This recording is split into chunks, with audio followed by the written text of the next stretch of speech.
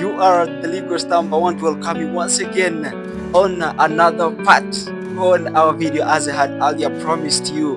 Part 3, discussing the right to education. We started by saying that we have beneficial information we glean from our public school system, from our private school system, e.g. homeschooling, and any other tertiary institution that you go there to rely on when it comes to knowledge and wisdom. But however, we also find that among the information or the knowledge you glean there, we also have misleading information that would end up tearing you apart or leaving truth at stake. I want to welcome you yet again on this video, and I really don't know how you're doing there. How is your life? How are your siblings? How are your parents? How are your children? Yes, how is the year ending right there? I know right now we are in the month of September 2025, and we are almost closing this month. The whole year is done almost. I don't know if you've met some of your goals that you anticipated to meet. I know most people, when the year is beginning, most people usually are accustomed to making goals. I will fulfill this. I want to do this. I don't know if you have fulfilled them. Go to your diary, go to your calendar, and start ticking whether you have fulfilled this. Tick whether you have fulfilled that. And by the way, happy talking. Let's get started. So last time we saw that we have misleading information that you glean from school. You learn about Big Bang Theory. You learn about evolution. You will learn about many things. But today, I want to pick up point number 3. Some of the misleading information we find at school. Number 1 is the flat earth confusion, the flat earth theory. So many people will tell you that this world is flat. I mean, the earth, the planet earth is flat. But do you really think it is flat? First, pause a little bit and reflect. When you went to school, primary school, e.g., maybe when you were in primary 6, primary 7, primary 5, or lower grade, when teachers were teaching you about social studies, did they tell you that this earth was flat? Remember that globe, with the globe, we used to have that circular thing, that sphere. Was it a circle or it was flat? Okay, you go on internet, look whether this earth is flat or it is round and circle. Also go in the book of Isaiah in the Bible. What does it say? Is it flat or it is spherical or it's a sphere? It is a circle. So one of the misleading information is we've been told that this earth is flat. Number 1, they are lying to you because the earth has never been flat. It is always circular. It is always spherical. So when that information hits the mind of a simple young man who doesn't know much, he will be taken away, carried away, and believe that. But if you are knowledgeable and you knew surely that's a circle and you hear such information, it will kind of bring confusion to you. Yes, so that's why we have to talk about this. Yes, much as we are in school, much as we are paying a lot of our money to be instructed by those people, professors, we should not be misled. So I want you to be on the lookout. Number 3, we've been told that contraceptives in classroom are a lifestyle. It is something you can use, birth control mechanisms. You can use them to stop or to deter early pregnancies or unwanted pregnancies. So we've been taught that you as a young man in school, or as maybe a girl, if you don't want to conceive or if you don't want to impregnate a person, make sure that you use a device, condom, or others are clever, they even use pills. So there is an organization in Uganda called Center for Health, Human Rights and Development, or SAHAD. It missions to prevent early pregnancies amongst girls, because here in Uganda, even the whole world at large, we've seen there is a syndrome whereby children between age 15 and 19 and 18, they are getting early pregnancies. They're getting pregnant before time. But now in the Bible, this is called fornication. They conceive not in wedlock, not in marriage, but they are fornicating. Now schools tell you young girls that if you don't want a baby, just use a device. Look left and right, grab a device, have it, take it. Why don't you want to take it? Take it. So that when you meet with your boyfriend, you don't conceive. But now we're missing the whole point. Morality demands that sex is only holy in marriage, not outside marriage, not with your boyfriend or your girlfriend while you're dating. You haven't tied the knot. So it is misleading that we learn at school. I remember there is a powerful man, you remember very well, our president in Uganda. He said, there are 3 things I'm going to give you, A, B, C. If you don't want to get HIV, use A. Number 1, abstain from sex. I think that's a biblical idea. Number 2, be faithful to your partner. So this one goes both, of course, to only married couples. But here they say even people who are cohabiting in our world, people who are not yet married but they are staying together as husband and wife, but yet they are not. No one knows them. Even the parents do not know you. Even the government doesn't know you. Never signed any contract, any papers getting a marriage certificate. But they tell you, be faithful to your partner. Then they say, yes, we can be faithful together, but now faithfulness should be in marriage. Now, the point I want to get out there is the C. Use a condom. You know, they say, young people, use condom. You say that you don't get pregnant, you don't get HIV. So I find that our formal setting, our education is promoting sin more than morality. So now what they fear is the pregnancy. Because why? Because pregnancy, when you produce a child, it comes also with responsibilities. Now what do? They tell you you can use other contraceptives, pills, you can use implants, you can use a device like that condom, as I had earlier said, or you can,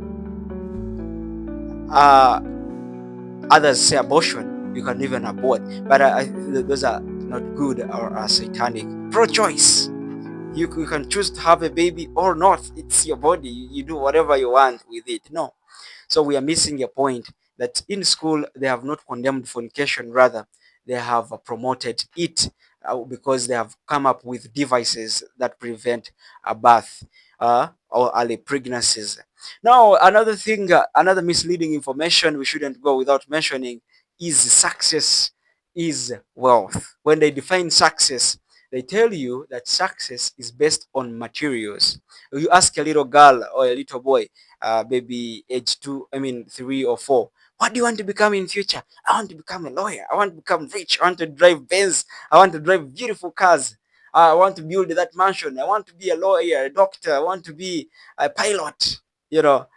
But the whole life, our education system is teaching us to love money, to love possessions, to be people who are earthly minded, so much of riches rather than peace. So true education should be premised on peace and not so much on materialism. So our education system teaches us no matter who it hurts, no matter how you get there, as long as you become rich, then you'll be a successful man. So you are taught to chase the bag, buy the land, build assets, go viral, make yourself a name. Make a name. Be known in Africa. Be known in the world. Become somebody. Do something. Be known. That's the whole life. Fame. But sometimes fame can bring shame. So no one tells you about character. Of course they will throw a few things here and there about character, but no one talks about contentment or eternity. They tell you our education system has trained us that your standard is not enough. Where you are, you should not settle and feel contented. So there's no contentment. They have told us to chase the bag, chase the land, buy this, go viral, And yet Jesus says in the book of Matthew chapter 8 verse 36, what does it profit a man to gain the whole world but lose his own soul? So Jesus is not talking about not living in the world or getting your basic needs or working, being hardworking, but the whole life is prioritizing riches, prioritizing earthly treasures, pleasures, using your talent, to the whole life rotating there. It's not good because creation, things that are created are temporal. They are not everlasting. They are not eternal. Yes, so we've traded peace for pressure and God for gold. So pressures have pushed us away from peace. Gold has pushed us from God. So I mean gold, I mean silver and the riches. So true education should teach you a few things, that God is real. You were made in His own image. It should not erase the existence of God, rather it should embrace it. So if you're there watching, let me tell you, I am not trying to eradicate education or to downplay or talk down education. I'm not talking about we should stay away from education, not go to school. No, God forbid. That's an opportunity to grow, to know more, and be trained to become a resourceful citizen. But rather, my call is to redeem it, to improve it, to know that morality matters and not everything that's legal is right. So many things that are legal are not right. Yes, so we should know and be wise to choose, you as a student, what you should take and what you should leave. And also you should know, as I had mentioned, the other point of having physical relationship, the one which should be enjoyed by married couples, that sex is a sacred thing and not a casual experiment of something like that, like try and error, no, not at all. And also just to know that your value is not in grades or in degrees or assets that you get, but in the God who gave you breath. Peace is better than everything. As Solomon in Ecclesiastes says, that much riches do not allow a rich man to sleep. So don't be a victim of circumstance. So it's a time to wake up and redeem our education. Let us see things that we find are nice and true. We embrace those ones. And we do not accept brainwashing ideas in one way or the other. So always ask yourself, what am I being taught? What am I learning here?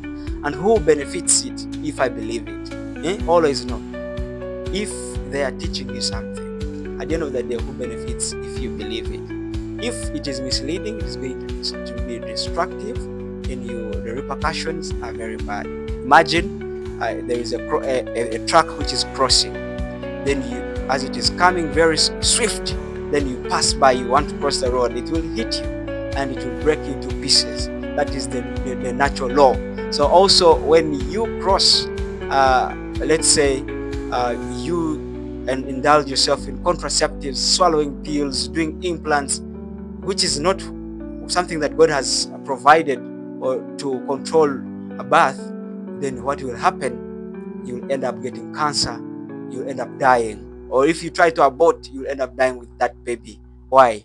Because the natural law dictates that if you do something against its natural order, you will spoil, or there will be byproducts, which is family crying and burying you under the soil.